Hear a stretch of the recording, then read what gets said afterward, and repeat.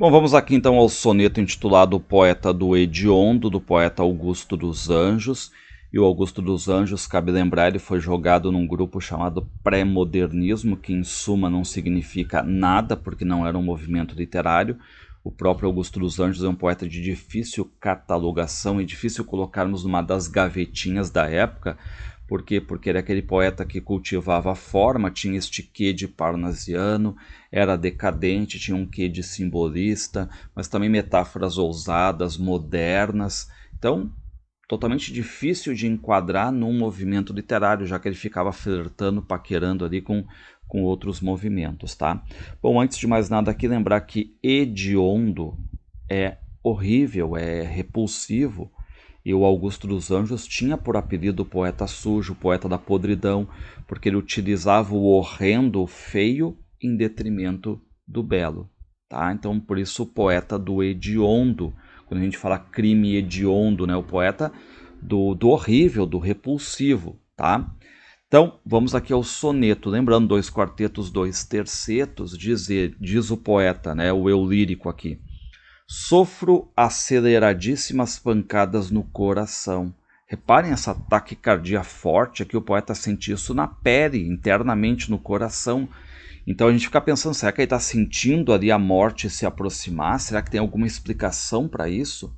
E ele diz, ó, ataca-me a existência, a mortificadora coalescência, ou seja, a união mortificadora das desgraças humanas congregadas.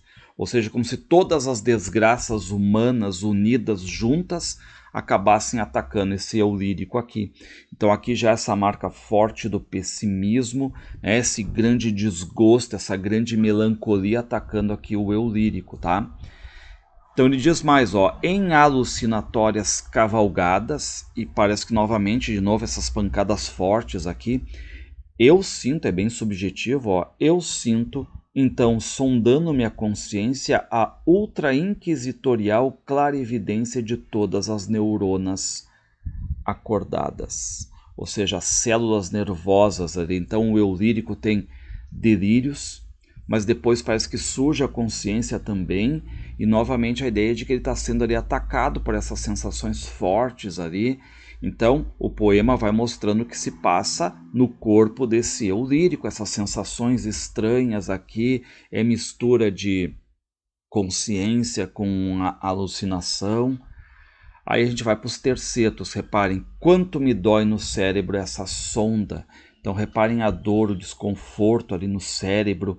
A gente não sabe bem se é uma sonda concreta, se é uma sonda mais metafórica. É bem subjetivo. Certamente eu sou a mais hedionda generalização do desconforto. E aqui retoma o título, né? O eu lírico se coloca aqui como a definição da generalização do desconforto. Então, se tu quer generalizar o que é desconforto, é o que o eu lírico está aqui sentindo, né?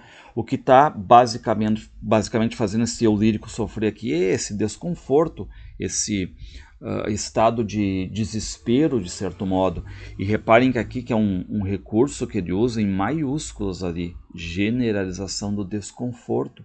Então, quando usa-se maiúsculo aqui, dá destaque, absolutiza a palavra, absolutiza a expressão, tá? E aqui no terceto final, reparem, esse eu lírico vai se definir mais ainda, ó. Eu sou aquele que ficou sozinho, solitário, cantando sobre os ossos do caminho a poesia de tudo quanto é morto. E basicamente aqui nesse soneto o Augusto dos Anjos reunindo na ideia de ser esse poeta sujo, da podridão, do hediondo, que não canta basicamente a vida, mas a morte, né? Tá ali, ó, cantando a poesia de tudo quanto é morto, tá? E claro que no meio desse caminho aqui a gente tem também essa questão toda envolvendo aí termos que são científicos, biológicos, que era bem próprio, né, do Augusto dos Anjos aqui, tá?